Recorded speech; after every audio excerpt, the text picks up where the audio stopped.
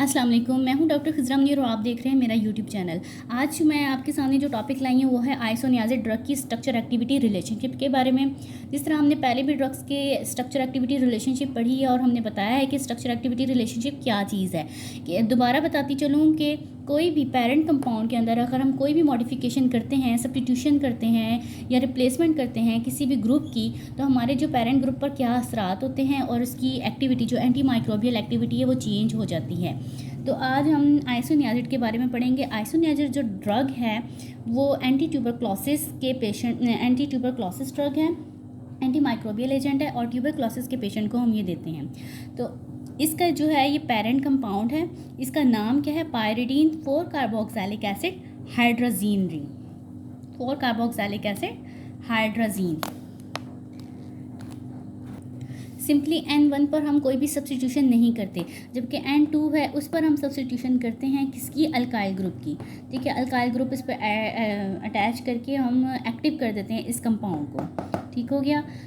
2 point हमारे clear हुए कि नंबर 1 N1 पर हम कोई सब्स्टिट्यूशन नहीं करते, N2 पर हम सब्स्टिट्यूशन करते हैं अल्काइल ग्रुप की ताकि जो हमारा पेरेंट कंपाउंड है वह एक्टिव हो जाए। तीसरा पॉइंट ये है कि अगर हम रिप्लेसमेंट कर दें इस पायरिडीन न्यूक्लियस की अगर हम रिप्लेसमेंट कर दें विद अदर एरोमेटिक रिंग, जैसा कि बेंजीन हो गया, ये है बेंजीन, अगर इसकी जगह मैं ये लगा दूं, बेंजीन लगा दूं या फिर पाइपरिडीन लगा दूं, NH पाइपरिडीन लगा दूं, ठीक है, ये बेंजीन, ये है पाइपरिडीन, ठीक है, या फिर इसकी जगह मैं कोई और एरोमेटिक जैसा कि थायाजोल,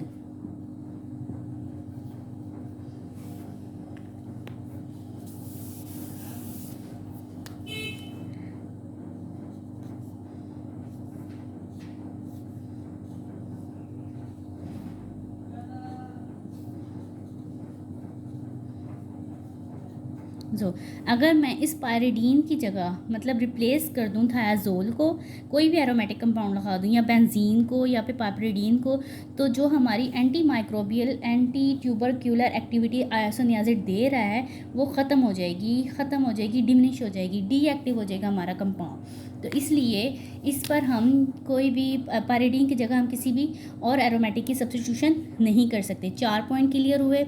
5वां पॉइंट ये है कि बहुत सारे आइसोनियाज़िड के जो ना डेरिवेटिव बन चुके हैं, ठीक है, बहुत सारे डेरिवेटिव्स इसके बने हुए हैं, कोई ना कोई स्ट्रक्चर में तब्दीली करके इनके डेरिवेटिव्स बनाए हुए हैं। लेकिन जितने भी डेरिवेटिव्स इसके आ चुके हैं कोई भी एंटी ट्यूबरकुलर एक्टिविटी ऐसे सुपीरियर तौर पर नहीं रखता जैसा कि आइसोनियाज़िड अपने अंदर रखती है एक्टिविटी को।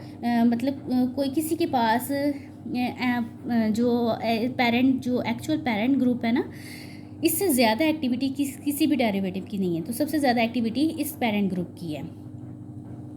4 पॉइंट क्लियर। 5वां पॉइंट ये है कि आइसोप्रोपाइल ग्रुप, जो अगर हम ये जो अल्काइल ग्रुप अटैच है ना, हमने पहले नंबर 2 में बताया था कि N2 पर हम सब्स्टिट्यूशन करते हैं अल्काइल ग्रुप की ताकि जो हमारा कंपाउंड है वो एक्टिव हो जाए।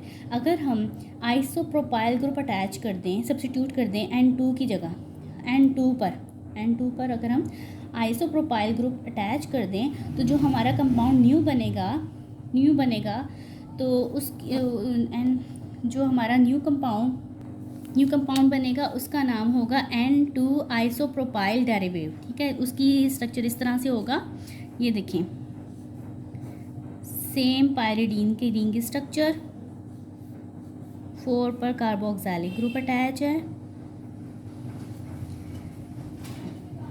हाइड्राजीन रिंग N1 और N2 पर हमने बताया कि अगर हम कोई भी आइसोप्रोपाइल ग्रुप अटैच कर दें, आइसोप्रोपाइल कैसा, ये देखिए, ये है आइसोप्रोपाइल CH3 ये जो है ना, ये है आइसोप्रोपाइल।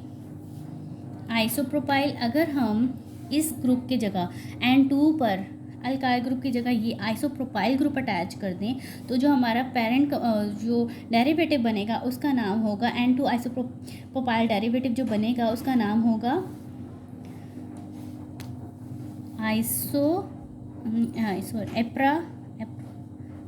एप्रानाज़ेड।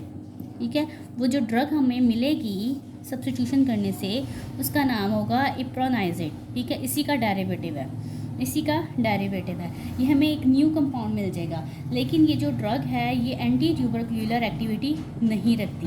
ये जो ड्रग है ये यूज़ होती है एंटी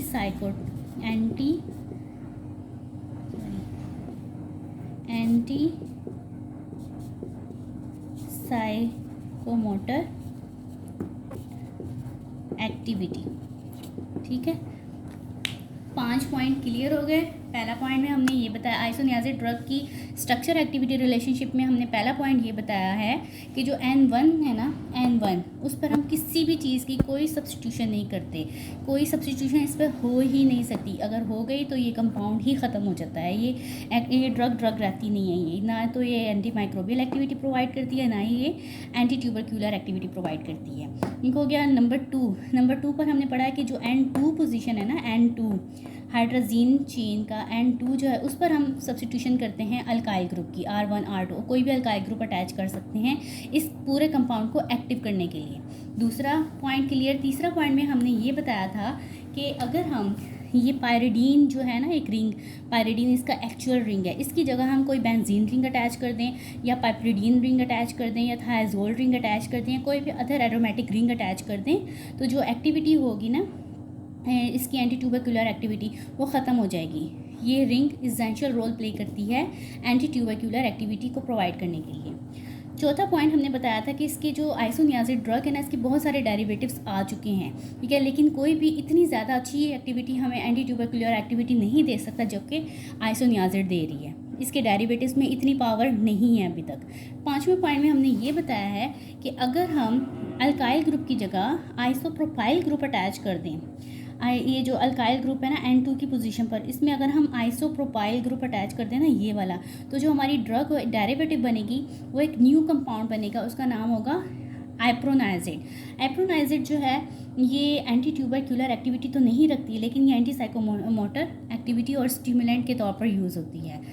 तो ये थी हमारी structure activity relationship of isoniazid drug. हमारे लेक्चर पसंद आया तो इसको लाइक कीजिए, सब्सक्राइब कीजिए और बेल आइकन पर भी क्लिक कीजिए ताकि आपको न्यू से न्यू वीडियोस मिलती रहें। Thank you so much.